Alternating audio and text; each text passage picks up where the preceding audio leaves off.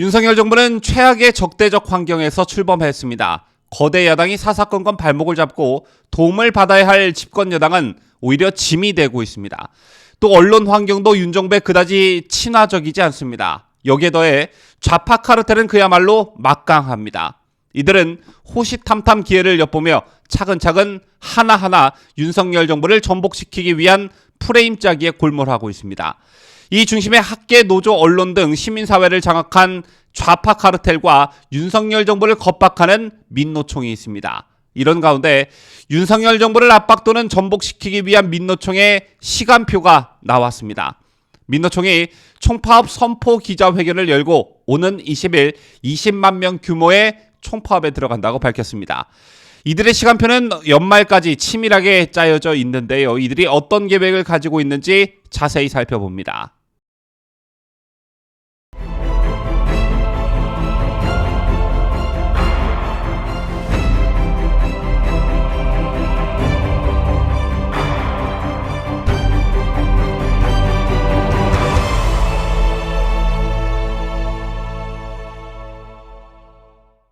시청자 여러분 안녕하십니까? 뉴스데일리 베스트 시작합니다. 지난달 초 민노총이 집회 시위를 열었었죠. 그 명목이 뜬금없이 효순 미선 20주기 반미자주 노동자 대회였습니다. 2002년 6월 미군이 모는 장갑차에 치여 숨진 효순 미선 양의 20주기를 기린다면서 반미 정치 집회를 개최하는 것인데 종속적 한미 관계 끌어내자, 주한미군 몰아내자, 주한미군은 사드 갖고 떠나라는 등 반미 구호가 난무했습니다. 그런데 이 집회는 그 성격에 비춰봤을 때 굉장히 뜬금없는 것이었습니다. 이들 민노총이 문재인 정권 시절에는 효순 미선양 추도 집회를 연 적이 없기 때문입니다. 하지만 윤석열 정권이 출범하자 공세에 나선 것이죠. 자, 이 집회가 있기 한 달 전에 민노총은 5월 1일 노동절을 맞아 서울 도심을 비롯한 전국 곳곳에서 대규모 집회를 연바했습니다. 당시 민노총은 아직 출범도 하지 않은 윤석열 정부를 공격하며 시위를 했습니다. 마치 몸풀기를 타듯 말이죠. 자, 그랬던 민노총 이제 본격적인 윤석열 정부에 대한 투쟁을 예고하고 나섰습니다. 그런데 그 투쟁 시간표가 아주 구체적입니다. 민주노총 산하 금속노조는 어제였던 12일 총파업 선포 기자회견을 열고 오는 20일 20만 명 규모의 총파업에 들어간다고 밝혔습니다. 양경수 민주노총 위원장은 서울 중구 민주노총 회의장에서 열린 출입기자 간담회를 통해 윤석열 대통령이 취임한 지 2달이 지났지만 정부의 노동정책은 실종됐다며 노동을 경영의 하위 개념으로 인식하는 정부의 관점이 문제이고 그것이 많은 문제를 양산하고 있다고 밝혔습니다. 그러면서 정부가 추진하는 노동개혁을 비판했고 향후 대규모 집회 시위를 예고했습니다. 앞서 말씀드린 대로 오는 20일 20만 명 규모의 총파업에 돌입하는 것을 시작으로 9월 24일 전국 주요 도심에서 동시다발 결의대회를 열 예정이라고 하고요. 10월 중하순에는 공공부문 비정규직 총파업, 돌봄 노동자 결의대회, 특수고용노동자 단체협약 쟁취 결의대회 등을 잇따라 계획했습니다. 특히 11월 12일 서울에서 조합원 10만 명이 참석하는 총궐기 전국 노동자 대회를 열고 12월엔 노동계약 저지 및 개혁 입법 쟁취를 위한 대국회 투쟁까지 이어간다는 계획입니다. 이와 관련해 이정희 민주노총 정책실장은 하반기에 역대 최대 규모의 노동자 대회를 열 계획이라고 말했습니다. 역대 최대 규모라고 자신 있게 말하는 것을 봐선 만반의 준비를 하고 있는 것으로 보여집니다. 여러분 아시다시피 민노총은 어떤 성향의 정부가 들어와도 그들만의 목소리를 내왔습니다. 자, 그런데 그 성격을 가만히 들여다보면 좌파 정부가 들어서면 일종의 청구서를 들이밀었고요. 우파 정부가 들어서면 어김없이 이들은 정권을 전복시키기 위한 노력을 게을리하지 않았습니다. 이러한 맥락에서 이들의 올 하반기 투쟁 계획이 범상치 않다는 느낌을 받게 되는데요. 더군다나 현재 대한민국의 민노총은 통제 불능 상태에 가깝습니다. 근로자의 경우 민노총에 가입하지 않거나 노조의 단체에 참여하지 않는다는 이유로 노조에서 제명된 뒤 일자리에서 쫓겨나는 사태가 속출하고 있죠. 건설업체는 민노총 조합원이 운전하는 장비만 계약할 것을 강요당하는 경우가 비일비재합니다. 또 업체가 이를 거부하면 공사를 방해해 건설이 중단되는 사태가 빈번하게 발생하고 있죠. 한마디로 민노총 앞의 세상은 무법천지나 다름없습니다. 여러분 기억하고 계실 테지만 민노총은 팬데믹 와중에 거듭 전국 도심을 점거했고 지난 2월 민노총 택배 노조는 CJ 대한통운을 19일간 불법 점거했습니다. 자, 그런데 이러한 불법 점거를 제지해야 할 국가기관들은 뭘 했냐? 경찰과 고용노동부는 그야말로 팔짱만 끼고 있었습니다.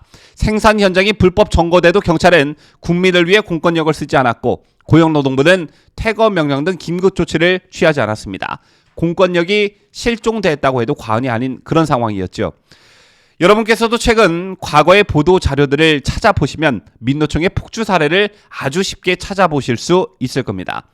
가까운 사례만 꼽아보자면요. 지난해 현대제철 불법 점거부터 파리바게트를 운영하는 SPC 점거에 이르기까지 불법 점거는 민노총의 기본 권리처럼 되어버렸죠. 이처럼 이들을 제어할 마땅한 방법이 없는 상태인지라 이들이 사실상 윤석열 정부를 겨냥한 대규모 집회 시위를 예고한 것을 두고 범상치 않다, 느낌이 싸하다 이런 느낌을 받을 수밖에 없는 것인데요. 민주노총이 무소불위의 법위에 군림할 수 있도록 분위기를 조성한 건 문재인 정권이었습니다. 아나무인 무법 행위를 수수방관할 뿐만 아니라 친노조 입법으로 힘을 더 실어주면서 법위의 노조 공화국을 만든 게 문재인 정권 5년입니다. 자, 그 결과 노사 관계는 기울어지다 못해 뒤집어졌다는 평가를 받았고 해외 투자자들도 고개를 절레절레 흔드는 지경에 이르렀습니다. 문제가 더 심각한 것은 지난 4월 국제노동기구 핵심 협약 발효로 노사 간 힘의 균형이 무너졌다는 점인데요. 이제 노조는 정치적 견해 표명 목적의 파업을 제외한 사실상 모든 파업이 허용되고요. 결사 자유 보호와 강제 노동 금지에 따라 해고자 실업자의 노조 활동과 모든 형태의 강제 노동이 금지됩니다. 자, 반면에 기업의 방어력은 무력해졌죠. 파업권이 강해진 만큼 파업 시 대체 근로 허용을 요구했으나 묵살됐고요. 사업장 점거에 대한 금지 범위도 생산 주요 시설 점거 금지에 그쳐 투쟁에 나서는 해고자 실업자의 회사 출입을 견제할 방법이 이제 없게 됐습니다. 이렇게 힘이 막강해진 민주노총이 이제 윤석열 정부를 정조준하기 시작했습니다. 민주노총은 대선 직후부터 윤석열 정부를 반민주, 반노동 정권으로 규정하고 강력 투쟁을 공언해 왔지요. 윤석열 대통령은 당선 후 처음 열린 국회 시정연설에서 연금 교육과 함께 가장 시급한 개혁 과제로 노동개혁을 꼽았습니다. 110대 국정과제에서도 법과 원칙에 따라 불법 파업에 대응하겠다는 내용을 넣었는데요. 저는 첫 단추를 잘 끼워야 한다는 말씀을 강조드리고 싶습니다. 최근 벌어진 화물연대 집단 운송거부 총파업 때도 정부는 노조에 끌려다니다 일방적으로 양보해버리고 말았습니다. 정부가 노동정책의 첫 단추를 잘못 끼우고 미온적인 시그널을 주면서 민주노총은 더 기세등등해진 모습입니다. 윤석열 대통령은 대선 후보 시절 강성 귀족 노조의 때법과 불법을 좌시하지 않겠다며 강성 노조의 사업장 무당점거 폭력 행위를 없애겠다고 공언한 바 있습니다. 문재인 정부 5년간 법위에 군림하며 막무가내 파업과 폭력을 휘둘러온 민주노총의 횡포에 국민들은 지칠 대로 지쳤고 민노총에 대한 국민들의 비판과 반대 여론은 무르익을 대로 무르익었습니다. 제로한 민심을 등에 업고 임기 초반 노동개혁에 박차를 가하기를 바라겠고요. 이건 윤석열 대통령이 강조하는 법치와 자유시장 경제에도 부합하는 길입니다. 또 법치와 자유시장 경제를 지키는 일이기도 하지요. 저희 구독자분들 중 한 분이 이런 댓글을 단 것을 제가 본 적이 있는데요. 윤석열 정부 5년 동안 민노총 문제만 이거 하나만 해결해도 역대 어느 대통령보다 큰 업적을 세운 것이다. 이런 취지의 댓글을 제가 본 적이 있습니다. 자, 올 하반기 윤석열 정부와 민노총의 강대강 대치, 한치의 물러섬 없는 법치의 실현을 정말 기대해 보겠습니다. 지금까지 저는 자유대한민국을 수호하는 뉴스데일리 베스트 민앵커였습니다.